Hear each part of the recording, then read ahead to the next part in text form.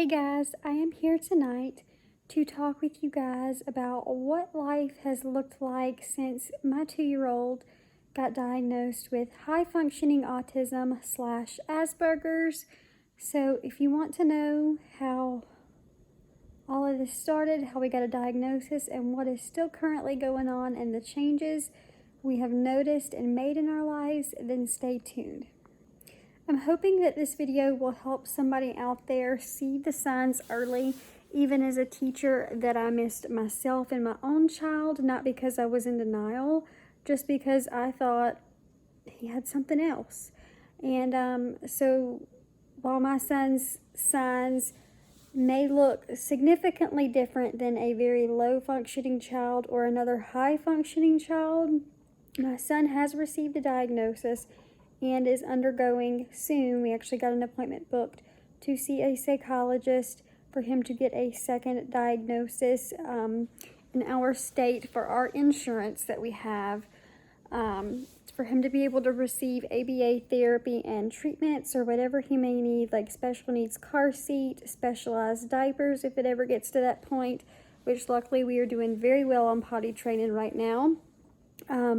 He has to be diagnosed by a psychologist and his pediatrician, which we already have a diagnosis from the pediatrician. We have just been on a wait list, and we will be going on July 23rd to see the psychologist, which I believe it is like a few different appointments he has to go to get his diagnosis or see what her opinion is. So from the beginning, my son was I wouldn't say difficult child. Yeah, difficult child. I brought him to our first pediatrician, which we absolutely loved. She would do anything we needed, and I just kept telling her something is wrong. I would tell her everything we were going through, and she's like, it's just a typical 2-year-old's behavior. And I'm like, no, this is not a typical 2-year-old. I am his mother. I worked in daycares for a very long time. I also taught preschool. I have a 6-year-old that I've raised since he was a newborn. This is not typical 2-year-old behavior. I know it. We were all wondering. And so immediately we have ODD, which is oppositional defiance disorder, that runs in our family. So I was pushing for him to be tested for that. And she just was like, oh, it's typical 2-year-old, typical 2-year-old. So I found somebody else to move him to that is really good. And he said it's autism / Asperger's. He did not see ODD. I guess because my son did not have the typical at first, or at least I didn't notice he had the hand flapping and his picky eating. I just assumed he didn't want to eat certain things and he was just being difficult. His meltdowns, I just thought he had ODD. I knew he had something, but I never would have assumed that my child would be diagnosed with autism. So we had a lot of signs there that myself, I didn't notice some. Family did not notice it. And so the diagnosis was a big shock to me, but we have handled it very well so far. The first question the pediatrician actually asked me was my son a healthy baby? Was he fussy all the time? Was he colicky? Which Mason was a colicky baby. We went through tons of different formulas all the time, trying to figure out what would work for him. He was not a troubled baby. He was a typical baby. He just had a few issues like most other children and most other infants do. But he definitely was a little bit more needy compared to my oldest, which they always say that your oldest is like a breeze and then the second child is like a tornado. And that was definitely the case with Mason. My son will not eat anything with bread. He's gotten to a point now where he'll try like toast and he'll take like a bite of it, and that's about all he can do. He loves cake, but he will not eat cake. He will only eat the icing off of it. He'll eat cookies, but any type of just like bread, sandwich bread, toast, French bread, actual cake, he will not touch it. His current safe foods are applesauce pouches, yogurt, cheese sticks, chicken nuggets, hot dogs.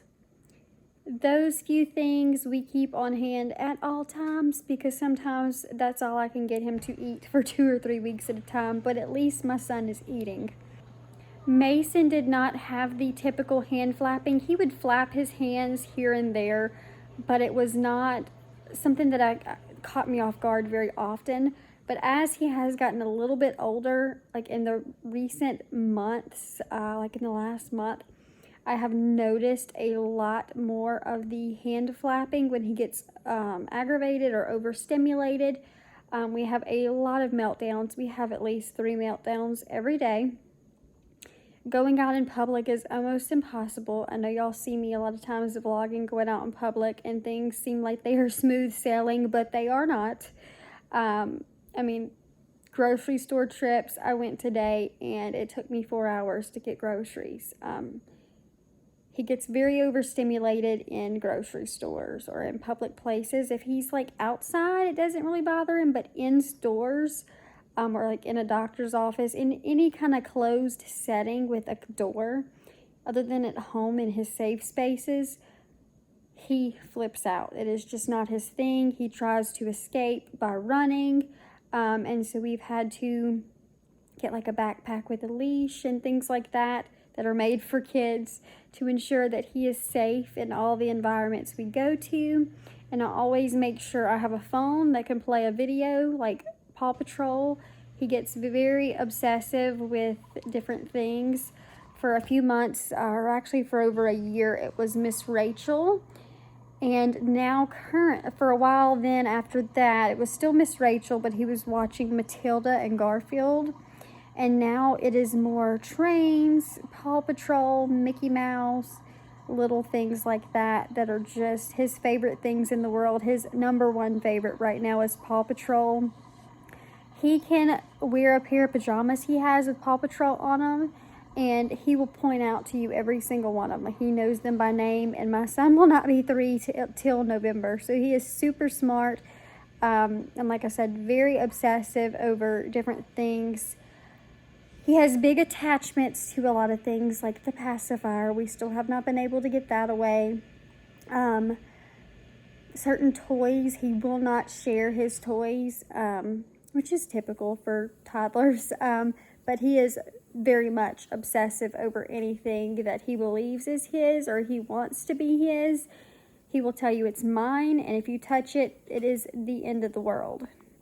So what do I do when he has meltdowns?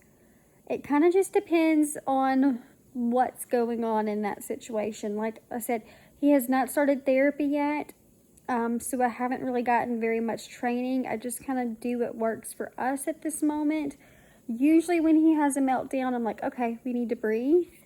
And if we're at home, I'll be like, do you want me to put on your show? And he'll tell me what he wants to watch, and I'll get him a cup, and he'll sit down and he'll relax. And sometimes nothing you can do will calm him down at all. So it's really just a guessing game every single time because he cannot tell me really what has upset him. Like I said, we do have an appointment on July 23rd to go and get another observation, which will be really nice. At this point, we need a special needs car seat. He can elope from his car seat by unstrapping his seat while I'm driving. So it makes to where I have to pull over a lot of times to get him back into his seat. We need ABA therapy. We need a special needs car seat. There's a lot of things that we need that insurance is going to have to pay for.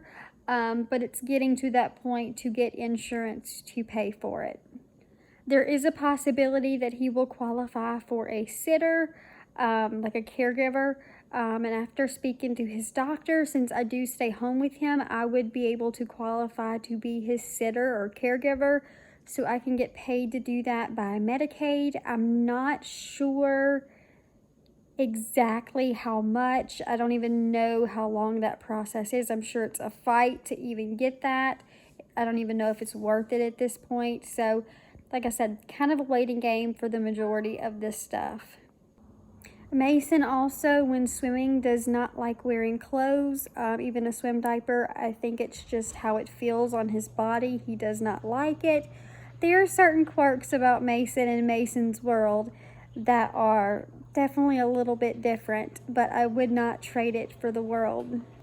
All I can say is to parents that are going through the same situation or anything different, whether it's ODD, ADHD, your child has anxiety or depression, has Down syndrome, trisomy 18, it doesn't matter what your child has. You treat your child just like you would any other child. Obviously, you know they're different. They have different needs. You learn what works for them and cater to them the best way you can to ensure that they're healthy and happy. And the Lord would not have given you your child with these needs unless He knew you could handle it. People ask me all the time, how do I do it since he's gotten diagnosed? When they see him in stores, they're just like, how do you do it? I don't see how you're doing it. I said, God would not have given him to me if He knew I couldn't handle it. God knew I could handle him, and that somebody out here in this world would not have been able to handle him. And so God placed him in my hands for a reason. So I hope y'all enjoyed this video. As soon as I get more updates and things start moving along, I will update you guys more. But this is where we're currently at, and I was hoping to kind of bring awareness a little bit to parents that may see some signs and need some help and just need to get a second opinion, or they're trying to see, does my child have certain signs like you? Your child may have similar signs and not have autism. I mean, it could just be typical 2-year-old behavior. I'm not a doctor by any means, but this is just my experience, and I hope this helped some of you out there, and I'll see you guys next time. Bye-bye. One more thing. I do want to mention that if you have something heavy on your heart as a mama or a daddy or a grandma, whoever you are raising your child, if you're being blown off like we were and you know in your heart something's not right, get another opinion. Get opinions until you feel satisfied with the answer, because mama or parental gut instincts are nothing to play with, and most of the time we're right, but it's better to be safe than sorry, and early intervention is the most important with autistic children.